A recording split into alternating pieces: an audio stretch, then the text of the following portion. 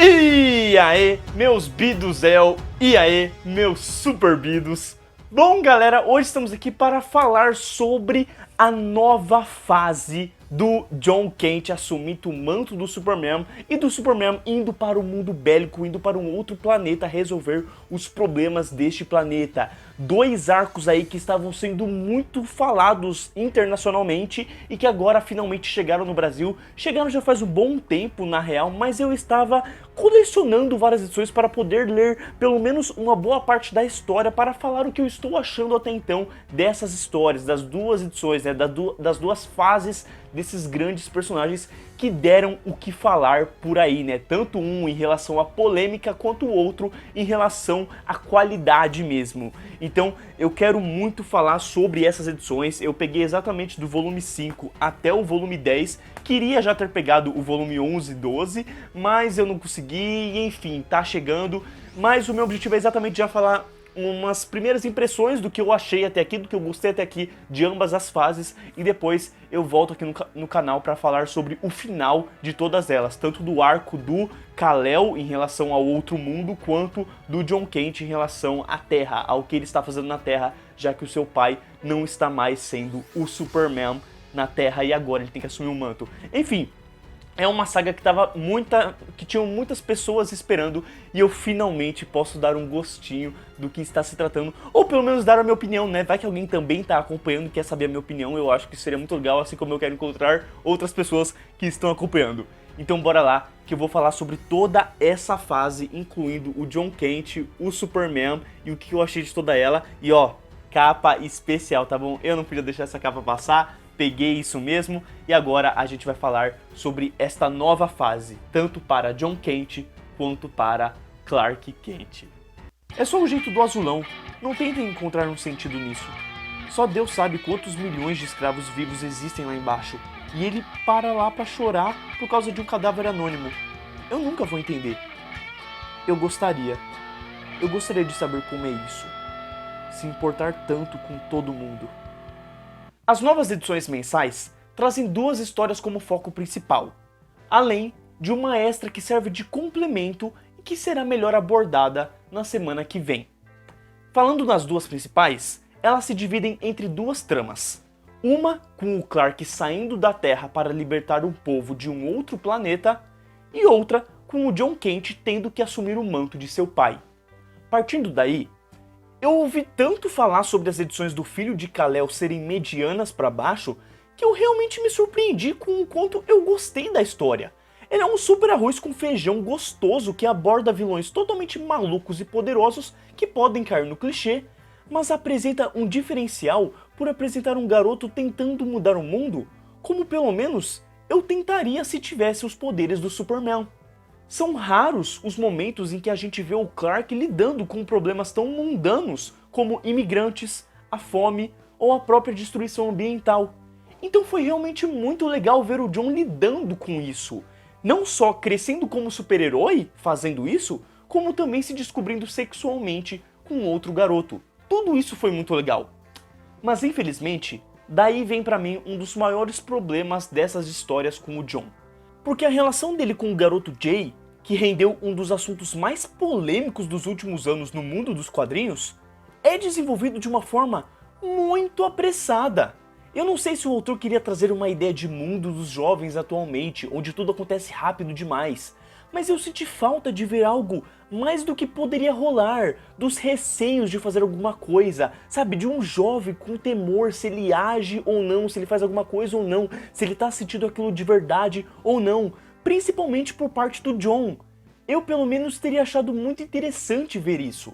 Ainda mais pensando em comparação com outros casais famosos como o Super e a Lois ou o Peter e a Mary Jane, sabe, eram casais que os quadrinhos criavam aquela ansiedade pra gente ficar torcendo pra rolar um beijo. Tinha um longo desenvolvimento. Logicamente tem aquela ideia de que eles se passavam há muito tempo atrás, né? Os quadrinhos foram feitos desde os anos 60. Então teve um longo desenvolvimento. Mas ao mesmo tempo isso foi bom pros personagens, porque quando rolou o beijo, a gente ficou empolgado. Eu pelo menos quando vi o beijo do Peter com a Mary Jane, nossa, dei graças a Deus. E logicamente não precisava demorar tanto.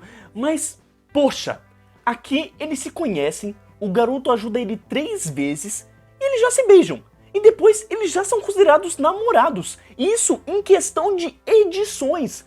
Não rola uma mísera conversa sobre isso, sobre eles. O que me soa bem superficial. Porque parece que a trama com vilões é bem mais importante do que o relacionamento do Jon com o garoto. Sabe, tipo, é a homossexualidade do moleque. É um personagem importante pro mundo dos quadrinhos.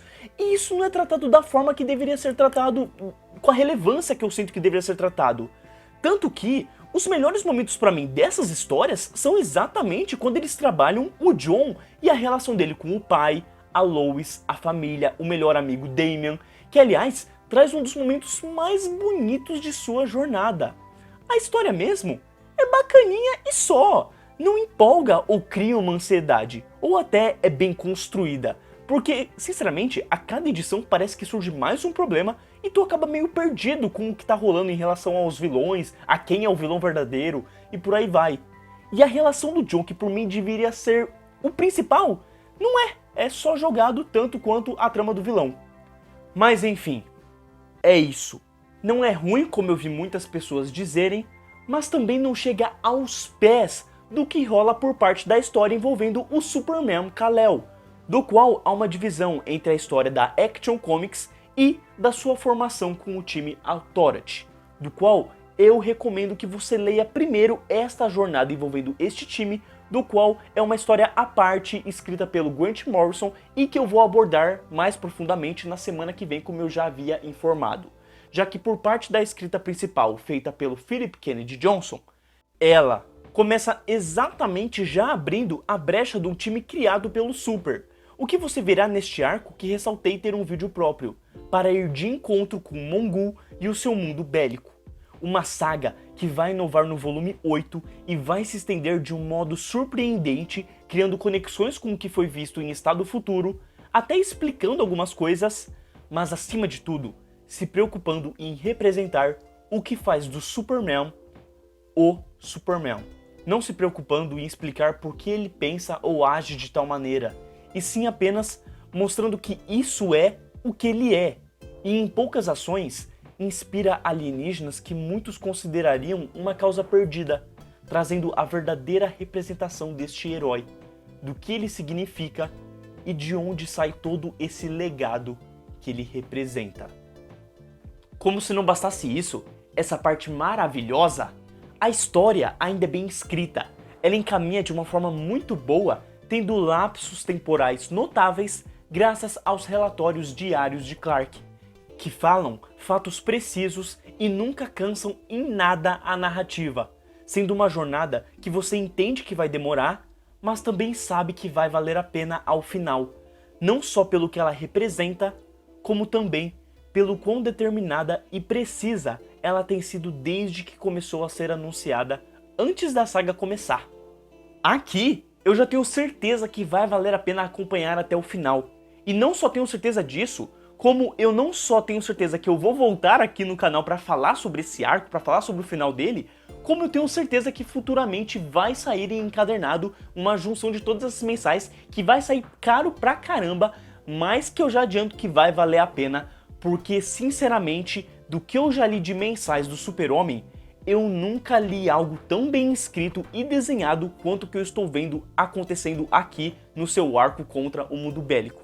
O que, aliás, já falando em arte, a arte do Daniel Samperi nas edições da Action Comics é uma parada absurda de boa. É bem desenhada, bem coreografada, bem cinematográfica, apresentando bastante conhecimento em seus enquadramentos, as sombras que utiliza e o impacto que consegue trazer aqui. Eu diria que o Daniel está para os quadrinhos do Super o que o Marco Checchetto está para os quadrinhos do Demolidor. Infelizmente, a arte de Daniel não se mantém. Miguel Mendonça assume por 2 edições e aparentemente Ricardo Federici segue a partir disso. O que na minha visão, eu preferia continuar com o Daniel. Mas eu compreendo totalmente a decisão de fazer o Ricardo assumir, já que ele traz uma aura de 300, Spartacus, com realismo, com aquela pegada de mitologia em arte que o Esad Ribic trouxe na fase do Aaron com o Thor. E sendo assim, não tem como não elogiar. Sem contar que ele manda bem demais com as expressões dos personagens. Enquanto isso, o John Timms, nas edições do Filho de Kal-El, traz algo mais básico, não necessariamente ruim, mas claramente inferior ao que é visto naquelas realizadas pelo Daniel, seja pela falta de detalhes ou pela ilustração que pouco reinventa a roda, trazendo sim um estilo que a torne marcante, o que não a deixa ruim, entende? Ela tem um estilo de desenho animado da Liga Sem Limites que a torna prazerosa de se acompanhar. Algo que decai minimamente com a arte de Sean Tormey por algumas expressões que não me agradaram no volume 10, por mais que soassem bem reais. Ao final de cada edição também, não posso deixar de falar, são apresentadas algumas histórias curtas com personagens que já passaram pelas mensais do Super-Homem de alguma maneira, sabe? Seja como coadjuvante, como um antagonista e por aí vai. Então, é muito legal, algumas histórias são boas, outras nem tanto, mas todas são de boa pra você ler porque elas são curtas, né? Então elas trazem uma pegada de algum personagem que já passou pelo Super-Homem, alguma história com ele, alguma história envolvendo o Super-Homem também, e por aí vai. E assim, não necessariamente você vai querer ler, mas é lível, entendeu? As minhas favoritas principalmente foram as do Lex Luthor e a do Solomon Grundy. Agora, em relação aos encadernados como um todo, eles são ótimas edições mensais, seja numa espessura de papel bem feita, quanto na capa com verniz localizado. Mais legal que tudo, são os leves extras dos comentários ou referências que se encontram por parte da história Superman e Authority, e também a entrevista curta com o Tom Taylor ao assumir a fase do Super John. Uma pena que não temos tanto disso posteriormente. Além disso, temos alguns erros de leve graças a Deus entre esses volumes. No volume 5, página 27, há um risco que cruza a metadinha do lado direito da página e um pouco do final do lado esquerdo. Na página 39, há uma mancha no canto inferior direito. No volume 6, página 75, há duas linhas de risco que pegam a página toda. No volume 8, página 72, parece que a gráfica teve uma convulsão na hora da impressão do segundo para o terceiro quadro, mas felizmente dá para ler. No volume 9, página 57, durante o terceiro e quarto quadro, há um erro de concordância entre as palavras, já que a tradução pode estar correta, mas faltou dar atenção à conexão que ela deveria ser feita com a anterior, já que o sentido é complementar, e se matarem não complementa deixar que eles, e sim, se matem faz isso. No volume 10, página 75, durante o terceiro quadro, há um risco no terceiro balão que quase passa imperceptível, mas não passa. Action Comics e Son of Kal-El são as duas histórias do momento para se acompanhar sobre o Azulão, seja pela inspiração e bondade que consegue causar nas pessoas, como pela grandiosidade que ele possui, tanto o filho quanto o pai, para salvar os personagens do mundo dos quadrinhos.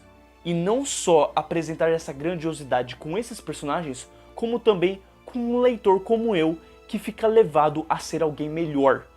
E que sente isso exatamente pelo que está lendo aqui. E que muitas pessoas podem não estar dando o seu devido valor, mas que pode ter certeza que vai ficar marcado como algo importante e decisivo na cronologia do escoteiro, onde Philip, Tom e Grant ainda conseguem provar como se pode fazer uma história marcante e memorável para o herói que muitas pessoas não reconhecem o seu valor, que não entendem que ele é mais do que simplesmente o símbolo da América, o símbolo de ser alguém certinho. Tem muito mais profundidade por trás disso. E se você quer entender isso, você pode entender exatamente com estes volumes. Então, galera, era isso que eu tinha pra dizer sobre essa nova fase do Superman. Eu simplesmente estou adorando, foi a melhor escolha que eu poderia ter feito, começar a acompanhar essa edição mensal do Superman. Dá pra você acompanhar por aqui, caso você tenha essa dúvida, tá? Eu logicamente fiz um vídeo acompanhando desde a edição número 1, né? Que é quando exatamente começa essa parada de que o Superman Clark vai ter que seguir um outro rumo, enquanto o filho vai ter que assumir o seu manto. Mas você com certeza pode começar por aqui. Tanto que ele fala, né? Ah, o início de uma nova fase e tudo mais. e por aí vai. Eu acho que você pode começar por aqui numa boa, que você vai entender o que tá acontecendo e que eu acho que é decisivo. E cara, com certeza uma das melhores mensais para se acompanhar atualmente, tanto da Marvel quanto da DC, é a do Superman. Eu, como um fã do Superman, fico muito feliz de estar lendo essa história. E se você não é fã do Superman, mas quer entender mais do personagem, logicamente você pode pegar alguns encadernados solos de graphic novels do personagem, mas se você quer pegar algo importante para a cronologia do personagem, do Super-Homem, pode ter certeza que isso daqui vai estar lá. Tanto pelo que ele vai causar no mundo bélico, que nunca aconteceu nos quadrinhos, ele sempre deixou aquele mundo se ferrando, sabe, só brigando contra o Mongul, como também em relação ao John Kent, né, onde a gente tem todo o lance dele se encontrar sexualmente com outro garoto, né, dele se descobrir bissexual e por aí vai, como também dele tendo que pegar essa responsabilidade de assumir o manto de seu pai.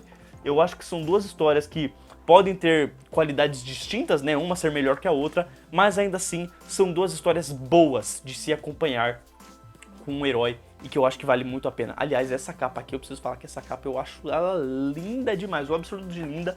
E essa daqui também, né, eu não posso deixar de pagar um pau pra essa, mas essa daqui eu acho também muito louca. Pô, putz grilo, né, é o vilão. Enfim, cara, eu tô muito feliz de estar acompanhando isso aqui, eu vou voltar pra falar do final, tudo que envolver. Eu sei que as próximas edições vai envolver o Asa Noturna, assim como vai continuar a saga do mundo bélico, e que termina no número 1050. E aqui já tá indo praticamente pro 1040, então, enfim, faltam algumas edições pra acabar aí, e deve acabar tudo já em 2023, e eu com certeza estarei falando aqui no canal com vocês, beleza? Então eu agradeço demais pra quem viu o vídeo até aqui. Se você tá acompanhando a fase do Superman, comenta o que você tá achando, o que você concorda e discorda do que eu abordei aqui, se você acha que a história do John é realmente muito fraca ou se você acha ela realmente muito boa, e o que você tá achando também da saga envolvendo o Clark. E se você quer falar sobre Authority, fale no vídeo da semana que vem, porque eu vou abordar exatamente, solamente essa história, beleza? Muito obrigado pra quem assistiu o vídeo até aqui, valeu! E a gente se vê no review da semana que vem. Falou!